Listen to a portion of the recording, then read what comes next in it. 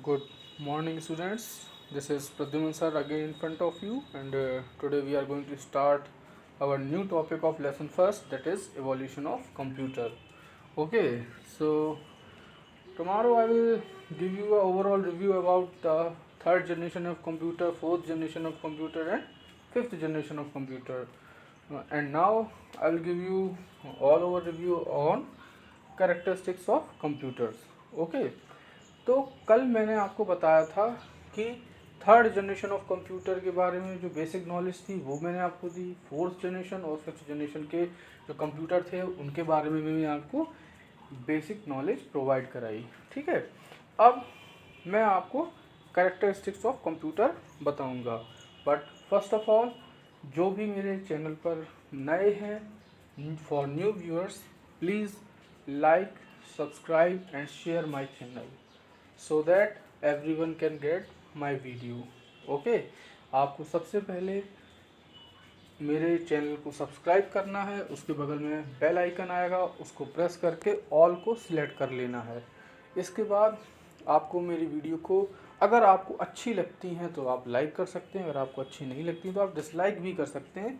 ऐसा मैंने आपसे कोई प्रेशर नहीं कि आप मेरी वीडियो को लाइक ही करें। अगर आपको लगता है कि इसमें कुछ अभी भी कमी है तो आप उसको बता सकते हैं। ठीक है, और अगर आपको अच्छी लगती है तो आप इसको लाइक करिए, ज़्यादा से ज़्यादा शेयर कीजिए ताकि और भी लोगों को इस चैप्टर के बारे में, बेसिकली ये जो है क्लास थर्ड, फोर्थ, फिफ्थ और सिक्स्थ में भी जो ये एवोल्यूशन ऑफ कंप्यूटर है ये आपको पढ़ने को मिलता है। ठीक है, तो इसीलिए मैंने ये चैप्टर की एक ओवरऑल वीडियो बनाई है ताकि ज़्यादा से ज़्यादा बच्चों को इस बारे में जानकारी प्राप्त हो सके। और जैसा कि आप लोग आजकल देख ही रहे हैं, लॉकडाउन चल रहा है, जिसकी वजह से मैं थोड़ा सा बुक असेंबल करने में थोड़ा सा प्रॉब्लम हो रही है, वरना अभी तक मैं आपको मैथ की और साइंस की भी वीडियो दे चुका होता। ठीक है, बट मैं कोशिश कर रहा हूँ कि जल्द से जल्द आपको मैथ और साइंस की वीडियो प्रोवाइड कराऊँ।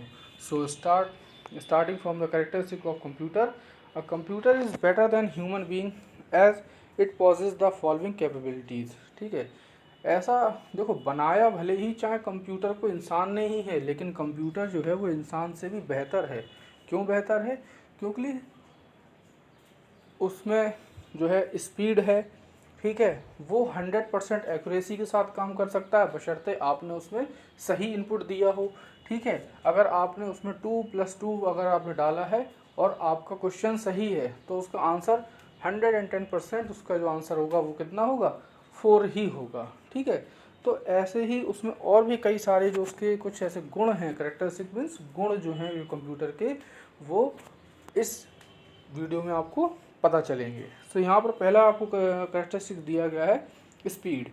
तो speed is the amount of time taken by a computer in completing the task, यानी कि एक कार्य को करने में जितना समय लगता है कंप्यूटर को, उसको हम लोग यहाँ पर स्पीड के तौर पर लेंगे। ठीक है, so a computer work very fast and can do large number of calculation quickly as compare to a human being, यानी कि एक जो कंप्यूटर है बेसिकली वो एक मशीन है और एक कैलकुलेटिंग डिवाइस भी हम कह सकते हैं, जिसमें हम जो कि काफ़ी सारे बड़े बड़े नंबरों को या कई सारे नंबरों को एक साथ जो है कैलकुलेट करके आपको उसका रिजल्ट और we can say output provide करा सकती है।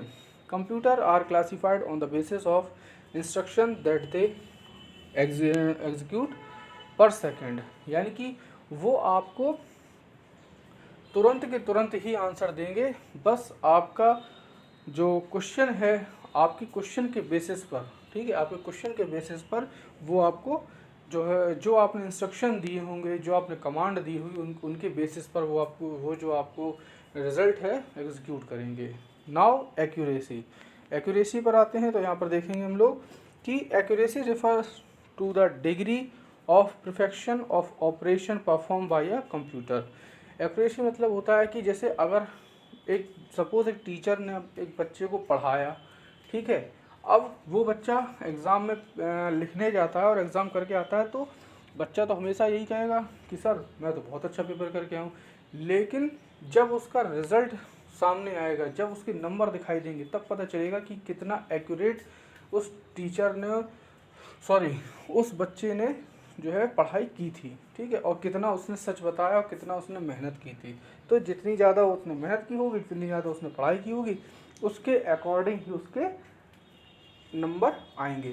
तो बेसिकली उसको जो है ये एक एक्यूरेसी जो है वही चीज़ आपको कंप्यूटर में भी आती है। आप जैसा डाटा फीड करेंगे आपको उतनी ही एक्यूरेसी के साथ आपको उसका आउटपुट मिलेगा। Now computer do not commit error और and are capable of handling complex instruction accurately. Suppose अगर आप पढ़ रहे हैं और पढ़ते समय अगर आपको किसी टीचर ने आपको कोई बहुत ही टफ सवाल दे दिया मैथ का, ठीक है, और आप तो कह रहे हो कि सर मैं नहीं कर पाऊँगा, मुझे नहीं आता। लेकिन कंप्यूटर कभी ये बात नहीं कह सकता कि मतलब कभी भी उसमें ये पॉपअप एरर नहीं आएगा कि ये सवाल वो नहीं कर सकता, ठीक है। उसका वो अगर आपका क्वेश्चन गलत होगा तो भी वो उसका रिजल्ट दिखाएगा, भले ही चाहे गलत दिखाए वो, ठीक है। और अगर आपका क्वेश्चन सही होगा तो उसका आंसर भी आपको वो सही ही दिखाएगा, ठीक है। तो बेसिकली वो आपको आंसर देगा, चाहे वो वो क्वेश्चन पर आपके इनपुट पर डिपेंड करता है कि आपने अगर इनपुट सही दिया है तो उसका आंसर आपको 110% सही मिलेगा। अगर आपने कहीं क्वेश्चन में ही मिस्टेक कर दी, ठीक है, बहुत सी बच्चे होते हैं जो डिजिट को गलत नोट करते हैं, तो डिजिट में डिफरेंस वगैरह आता है, तो इस केस में वो तो आपके इनपुट पर बेसिस होता है ना कि आपने जैसा इनपुट दिया वैसा आपको आउटपुट मिलेगा, ठीक है। Now if the data fade into a computer is wrong, देखो यही लिखा हुआ है यहाँ पर, इट में प्रोड्यूस अ इनएक्यूरेट रिजल्ट, यानी कि अगर आपने डाटा ही उसमें गलत डाला है तो उसका आंसर फिर सही कैसे हो सकता है, वो तो फिर गलत ही आएगा, क्योंकि उस आपके इनपुट पर, ठीक है, एक मनुष्य गलती कर सकता है, मशीन गलती नहीं कर सकती। क्यों? क्योंकि वो मनुष्य के द्वारा ही ऑपरेट होती है, यानी ह्यूमन बीइंग ही जो है वो मशीन्स को ऑपरेट करता है, तो गलती मशीन से नहीं हमसे ही होती है, ठीक है। Now reliability refer to the quality of computer system to perform constantly well and complete its allotted duty on time without experiencing any system failure, यानी कि बेसिकली रिलायबिलिटी को हम लोग बोलेंगे कि कभी उसको कोई प्रॉब्लम नहीं आती। आप चाहे जितना आप उसको काम आप दें कंप्यूटर को, वो हर समय रेडी रहता है आपके सर्विस के लिए, ठीक है। आपको कोई भी काम करना हो, आपको टाइपिंग करनी है, आप अपने कंप्यूटर पर बैठ जाइए, टाइपिंग करिए। अगर आपको गेम खेलना है आप गेम खेल सकते हैं, अगर आपको मैथ के प्रॉब्लम सम सॉल्व करना है तो आप कैलकुलेटर यूज़ कर लीजिए, अगर आपको मूवी देखना है तो आप मूवी देख सकते हैं। तो बेसिकली आप कई सारे मल्टीटास्किंग वर्क एक साथ कर सकते हैं, बट स्टिल आपका कंप्यूटर नहीं थकेगा। बस लाइट प्रॉपर आती रहे तो फिर कोई दिक्कत ही नहीं है। बाकी अगर लाइट कट जाती है तो फिर आपका कंप्यूटर क्या कर सकता है, क्योंकि ये computer is an electronic device. Okay, so in case of any failure in a computer system there is a provision for immediate backup of information and program। हाँ, ये भी एक बहुत अच्छा पॉइंट है कि अगर कहीं कोई फेलियर आता है या कहीं कोई प्रॉब्लम आती है तो आप इंस्टेंट बैकअप कर सकते हैं। बैकअप यानी कि अगर सपोज़ आपकी विंडो करप्ट होने को है या आपको लगता है कि बहुत जल्दी मेरी विंडो क्रैश कर जाएगी, तो आप उसके लिए क्या कर सकते हैं, अपने पूरे फाइल का, अपने पूरे डाटा का एक बैकअप स्टोर करके रख सकते हैं, ताकि अगर विंडो क्रैश भी हो जाती है, ठीक है, तो आप उसको क्या कर सकते हैं, दोबारा से अपने डाटा का बैकअप ले सकते हैं अपनी आईडी के थ्रू, ठीक है। बेसिक आपको माइक्रोसॉफ्ट पर एक आईडी बनानी पड़ेगी, वहीं पर आपको सारा डाटा का बैकअप लेना पड़ेगा, और फिर जब आपका लैपटॉप दोबारा या कंप्यूटर सुधर कर आ जाएगा तो आप उसमें बेसिक अपना जो भी आपकी माइक्रोसॉफ्ट की आईडी पासवर्ड आप डालिए और वापस अपना सारा डाटा ले लीजिए, ख़त्म। बहुत ईजी होता है ये तो मतलब आज की डेट में माइट भी छोटे छोटे बच्चे भी कर लेते हैं कि बैकअप कैसे लिया जाता है, ठीक है। इवन मैंने भी खुद एक बच्चे से ही सीखा था बैकअप कैसे किया जाता है। बेसिकली हम लोग एक दुकान में मिले थे और मैं बैठा हुआ था और मेरा फ़ोन चोरी हो गया था, तो मैंने नया फ़ोन ख़रीदा, लेकिन मेरा सारा डाटा मेरे पुराने फ़ोन में था। मैंने बैकअप ले रखा था, लेकिन मुझे जो है बैकअप वापस कैसे लिया जाता ये करना नहीं आता था। तो वो छोटा बच्चा वो मेरे को बोलता है कि भैया दिखाओ, मैं आपके सारे डाटा को बैकअप करके लाता हूँ। तो बोले ठीक है। तो उसने मुझसे मेरी आईडी पूछी, मैंने बता दी। उसने मुझसे मेरा पासवर्ड पूछा, मैंने वो भी बता दिया। और जब सारा सब सिस्टम कंप्लीट होने के बाद बेसिकली वो बहुत अच्छा बच्चा था, बहुत ही अच्छा, मतलब कह सकते हैं बहुत बढ़िया, ठीक है। तो वो छोटा था, काफ़ी मुझसे छोटा था, लगभग 10-12 साल मुझसे छोटा होगा। तो उसने मेरी काफ़ी हेल्प की, ठीक है। बेसिकली उसने मुझसे, अच्छा हाँ एक चीज़ और, कि कभी किसी को अपना पासवर्ड मत बताना। वैसे मैंने तो बताया नहीं है, उसने मुझसे कहा कि मुझे बताइए, मैंने बताया नहीं। मैंने खुद अपने हाथों से अपना पासवर्ड टाइप करके उसको सेंड दिया, और उसके बाद उसने लॉगिन वॉगिन कर आके जो कुछ भी किया उसने मेरा पूरा डाटा बैकअप मुझे वापस कर दिया। तो मैंने जब ये चीज़ देखा कि मेरा सारा डाटा वापस आ गया, तो मुझे बड़ी खुशी हुई कि चलो ठीक है, कोई बात नहीं, वाला फ़ोन चोरी हो गया तो कोई दिक्कत नहीं है, कम से कम मेरा डाटा तो सारा सारा वापस आ गया। और भी कई सारी चीज़ें उसने मुझे उसमें उस आईडी के थ्रू करना सिखाया, जिसकी वजह से आज की डेट में मैं काफ़ी हद तक गूगल की जो जीमेल आईडी है उसका इस्तेमाल करना सीख गया हूँ।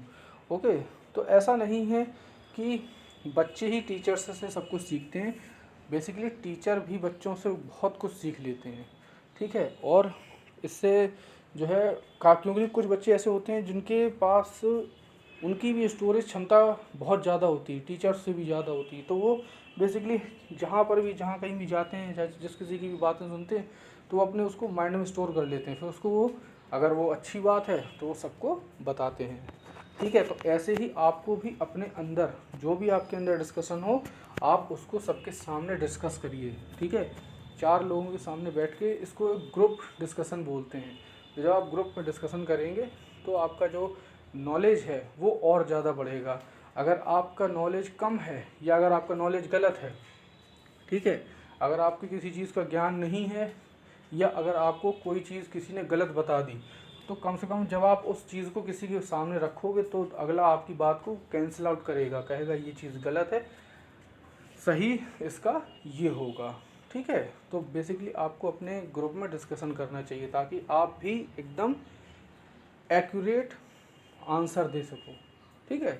तो यहाँ पर हम लोग बैकअप की बात कर रहे थे। तो बेसिकली आपका अगर जो लैपटॉप या डेस्कटॉप सिस्टम है, आप उससे अपना बैकअप ले सकते हैं। नाउ वर्सेटाइल के बारे में बताया गया, computer can perform various task, okay, therefore it can be used in almost all field such as education, science, technology, business, finance, account, communication, etc, ठीक है। मतलब यहाँ पर वर्सटाइल का मतलब बताया गया कि ऐसा नहीं कि ये जो कंप्यूटर है वो पर्टिकुलरली एक ही फील्ड के लिए बना, नहीं। आज की डेट में कंप्यूटर को हम हर एक फील्ड में, हर एक जगह पर आपको देखने को मिल जाएगा, चाहे वो स्कूल हो, घर हो, दुकान हो, मकान, कहीं पर भी आप जाइए, आपको ऑफिस में चले जाइए, हॉस्पिटल में चले जाइए, बैंक में चले जाइए, कहीं पर भी आप जाएंगे आपको वहाँ पर एक कंप्यूटर ज़रूर मिलेगा और बेसिकली उस पर ही सारा वर्क हो रहा होगा, ठीक है।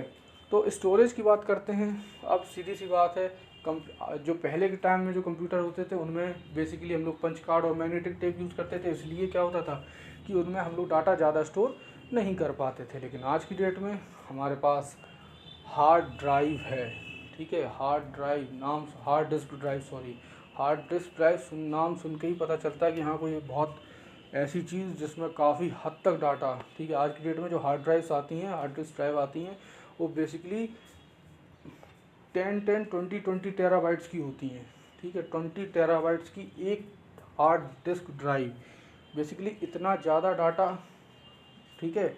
ये तो उन्हीं जो बेसिकली जो यूट्यूबर्स होते हैं तो वो अपने डाटा का बैकअप रखने के लिए इतनी ज़्यादा हैवी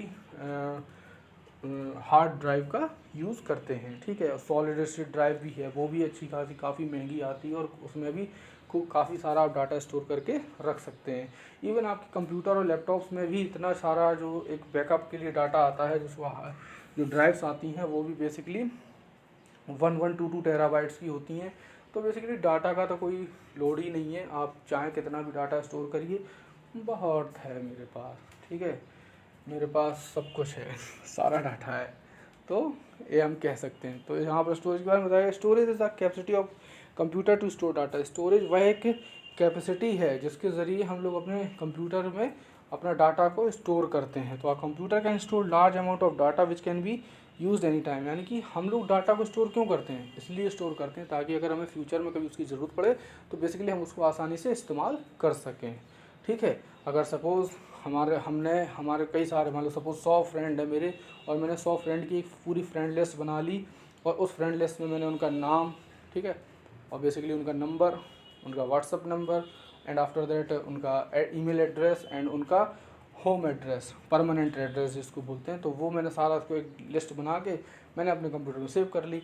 अब मुझे सपोज़ कभी एक पार्टी ऑर्गेनाइज़ करनी हो और मुझे सारे अपने फ्रेंड्स चाहिए उस पार्टी में, तो मैं क्या करूँगा, सभी को मेल कर दूँगा, व्हाट्सअप भी कर दूँगा, कॉल भी कर दूँगा, ताकि सारे के सारे मेरे जो जितने भी जो दोस्त हैं, मेरे जो फास्ट फ्रेंड्स हैं, वो मेरी पार्टी में आ सकें। ठीक है, तो ये डाटा क्या तुरंत के तुरंत काम आता है? तुरंत भी आता है, और फ्यूचर में भी आप इसको कभी भी यूज़ कर सकते हैं। यानी कि बेसिकली आपको उस फाइल को ओपन करना होगा, यानी कि जैसे मैंने अगर माई फ्रेंड्स डिटेल लिस्ट नाम से अगर मैंने इस फाइल को सेव कर रखा है, तो मैं बस उसको फाइल को ओपन करूँगा और उस फाइल में मेरे सारे दोस्त की नंबर, नाम, सब कुछ लिखा होगा, और मैं उनको आराम से इनविटेशन कार्ड या इनविटेशन सेंड कर सकता हूँ। नाउ यू कैन स्टोर ना such as hard disk. Okay, यहाँ पर दिया गया हार्ड डिस्क है, सीडी है, डीवीडी है, पेन ड्राइव है, रैम, रोम, ईटीसी। ठीक है, बहुत सारी चीज़ें होती हैं जिनमें आप अपना डाटा स्टोर करके रख सकते हैं। तो सबसे पहले जो हार्ड डिस्क है, क्योंकि बेसिकली हार्ड डिस्क की जो कैपेसिटी होती है स्टोरिंग डाटा की, वो बहुत ज़्यादा होती है, अब 20, मैंने बेसिकली 20 टेराबाइट की अभी तक की जो सबसे हैवी हार्ड डिस्क ड्राइव जो थी वो मैंने देखी थी, जो 20 टेराबाइट्स की है। अब उससे भी अगर बड़ी होती होगी तो आई डोंट नो, क्योंकि मैं इतना ज़रूरत ही नहीं है। ठीक है, मैं बेसिकली जिस सिटी में रहता हूँ तो वहाँ पर भी मुझे नहीं लगता कि ऐसा कोई भी ऐसा मॉल या ऐसा कोई हॉस्पिटल है जहाँ पर इतनी इससे ज़्यादा स्टोरेज कैपेसिटी की ज़रूरत पड़ती होगी यहाँ पर। ठीक है, यहाँ पर जीबी में ही काम चल जाता है, टीबी तक तो काम पहुँचाने की ज़रूरत ही नहीं होती। And after that CD basically 800 MB की होती है। ठीक है, मैं आपको बता दूं, एक सीडी की जो स्टोरेज कैपेसिटी होती है वो 800 MB तक होती है, और जो डीवीडी होती है वो 4.7 GB से लेकर आपका 15 GB या 16 GB तक इसका स्टोरेज डाटा जाता है। ठीक है, अगर आप बहुत अच्छी से अच्छी डीवीडी खरीदेंगे तो डीवीडी की जो मैक्सिमम स्टोरेज कैपेसिटी होगी वो 16 GB तक जाएगी, और कम से कम 4.7 GB। ओके, पेन ड्राइव भी आपकी टेराबाइट्स तक पहुंच चुकी हैं, 1 टेराबाइट, 2 टेराबाइट, 5 टेराबाइट तक पेन ड्राइव आपको मिल जाएंगी बेसिकली।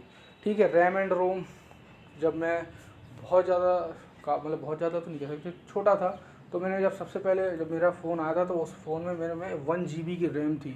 मैं बहुत खुश होता था, ओ माय गॉड इतनी ज़्यादा रैम।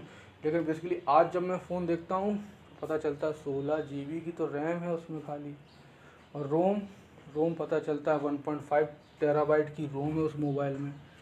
तो सोचो, ये तो बहुत ज़्यादा हो गई, मतलब मेरे एक फ़ोन में ही इतना ज़्यादा डाटा। ठीक है, मतलब एक्सटर्नल लगाने की ज़रूरत ही नहीं है। तो बेसिकली ये रैम और रोम होता है। रैम का काम होता है कि आपका जो रैंडम एक्सेस मेमोरी, जो कि आपको एप्लीकेशंस के लिए ज़रूरत होती है, एप्लीकेशन को रन कराने के लिए जिस मेमोरी की ज़रूरत होता है वो रैम होती है, और रोम बेसिकली उस एप्लीकेशन को स्टोर करती है। ठीक है, रोम का काम इतना होता है कि वो उस एप्लीकेशन को स्टोर करती है, और भी जो आपका जो फाइल फोल्डर वगैरह वगैरह सारी जो डाटा होता है वो आपका रोम में जाता है, लेकिन जो एप्लीकेशन को रन कराने के लिए जो कंप्यूटर को, जो प्रोसेसर को जो मेमोरी चाहिए वो रैम से लेता है। ठीक है, रैम से बोरो करता है, जब वो आप एप्लीकेशन बंद कर देते हैं तो वो वापस उसको दे देता है रैम को। Now hard disk can store, वही चीज़ लिखी हुई है। एक हार्ड डिस्क जो है वो सबसे ज़्यादा अत्यधिक मात्रा में डाटा को स्टोर कर सकती है, बकाया के सारे डिवाइसों के अलावा।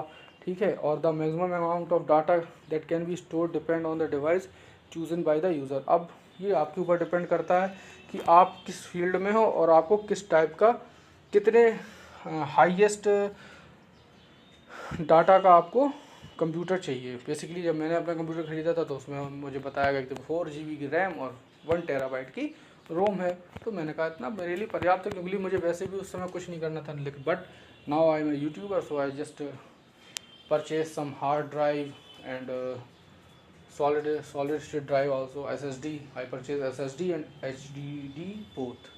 Okay, still I have pen drives also, so basically I have lots of data in my laptop which can store many types of video and store lots of huge amount of data in it. Okay, so now बात करते हैं डेलीगेंस की। ठीक है, तो डेलीगेंस मतलब यहाँ पर दिया computer are non respondent to human factor like fatigue, tiredness and boredom, यानी कि उनको थकान महसूस नहीं होती, ना उनको बोर फील होता है, वो अपना काम परमानेंट करते चले जाते हैं। बेसिकली अगर उनकी मशीनरी में कोई प्रॉब्लम ना आए तो वो अपना काम कभी भी नहीं रोकेंगे, ठीक है। तो उन्हें इस चीज़ का जो एक इंसान होता है, जो बेसिकली जो ह्यूमन बीइंग होता है, उसको इस चीज़ से थोड़ी सी प्रॉब्लम होने लगती है, लेकिन बट जो आपका कंप्यूटर होता है वो इस चीज़ में कभी भी प्रॉब्लम क्रिएट नहीं करता। उसको आप चाहें जितनी देर तक आप काम करवाते रहिए, वो काम करता रहेगा। ना मल्टीटास्किंग के बारे में दिया गया, तो बेसिकली आजकल हम लोग जानते ही हैं, हमारे हाथ में जो फ़ोन भी है उसमें भी मल्टीटास्किंग हो सकता है। यानी कि मैं अभी यहाँ पर वीडियो बना रहा हूँ, मैं चाहूँ तो यहाँ पर गेम भी खेल सकता हूँ, मैं चाहूँ तो यहाँ पर व्हाट्सअप के रिप्लाईज़ भी दे सकता हूँ, और भी कई सारे काम कर सकता हूँ। तो मैं चाहूँ तो म्यूज़िक भी मैं प्ले कर सकता हूँ, जिसके ज़रिए मैं अपना गाना भी सुनता जाऊँगा और मैं बेसिकली आपके लिए वीडियो भी बनाता रहूँगा, ठीक है।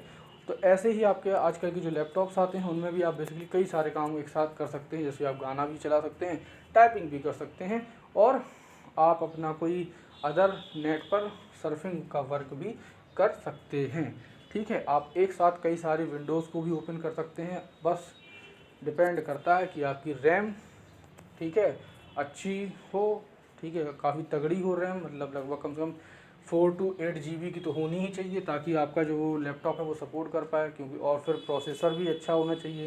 नहीं पता चला कोई छोटा मोटा कोई बेसिक प्रोसेसर आप परचेज़ किए हैं और आप जो है मल्टीटास्किंग कर रहे हैं, इसके बाद क्या होगा, आपका जो लैपटॉप है वो हैंग हो जाएगा। तो इसलिए आपको इस चीज़ का भी ध्यान रखना है। Now so computer can do many task at the same time. For instance one can enjoy listening to music while typing. हाँ, वही चीज़ है, मैंने बताया कि आप गाना भी सुन सकते हैं और साथ में टाइपिंग भी कर सकते हैं, और भी कई सारे आप अपने काम कर सकते हैं, जैसे कि नेट पर सर्फिंग करना या और भी जो भी आपको पसंद हो, ठीक है।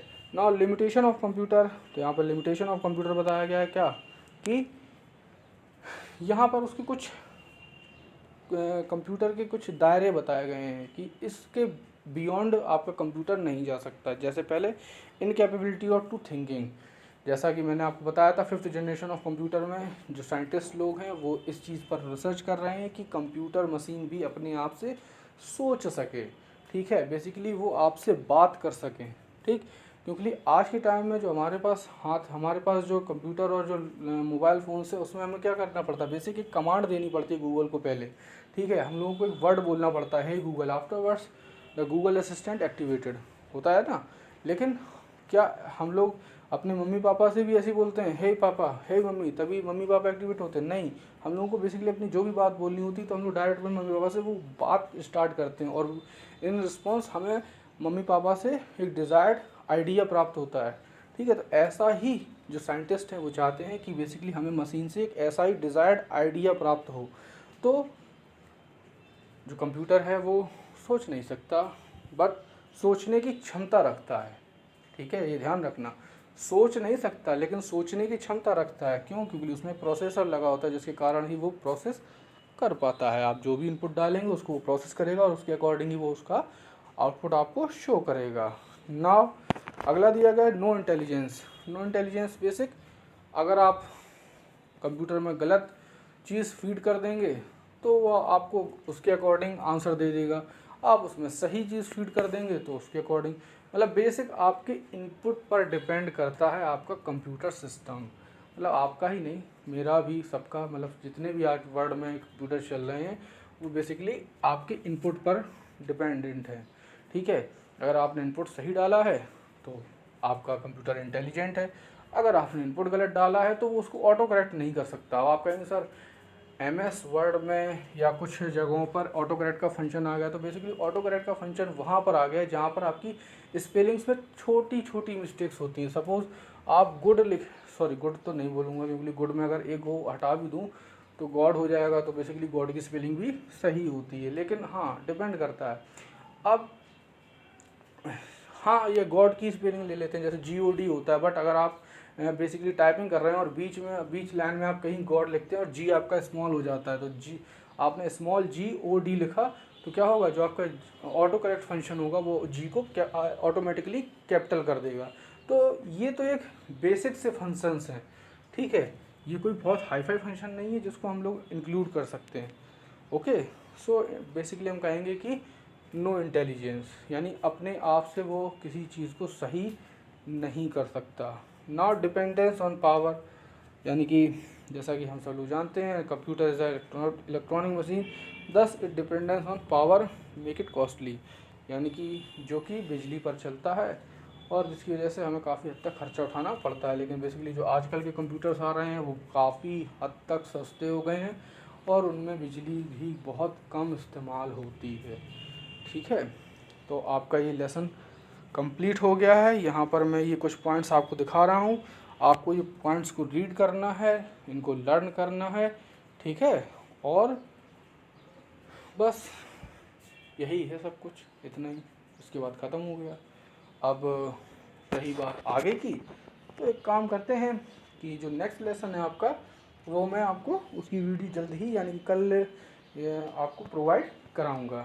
ठीक है, जो इसी ये पहला लेसन आपका ख़त्म हो चुका है। अब उसके बाद जो आपका दूसरा लेसन आएगा उसका मैं आपको वीडियो हो सकता है को शाम को आज या फिर कल तक मैं आपको प्रोवाइड करा दूंगा।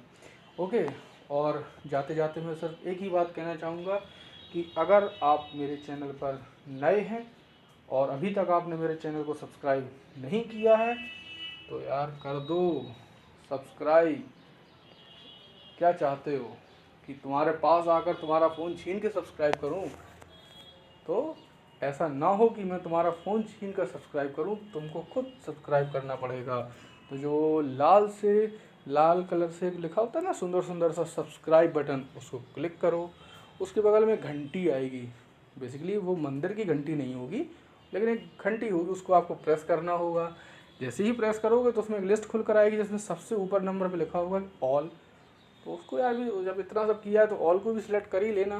ठीक है, और अगर वीडियो मेरी अच्छी लगे कि हाँ सर बहुत अच्छा पढ़ा रहे हैं तो तारीफ़ मत करना, बस वीडियो को लाइक कर देना और हो सके तो उसको ज़्यादा से ज़्यादा शेयर कर देना अपने रिलेटिव्स के साथ और अपने दोस्तों के साथ। Okay, so stay tuned with me with the tuition at home Urai, and after that I will give you the next video very soon. Goodbye students.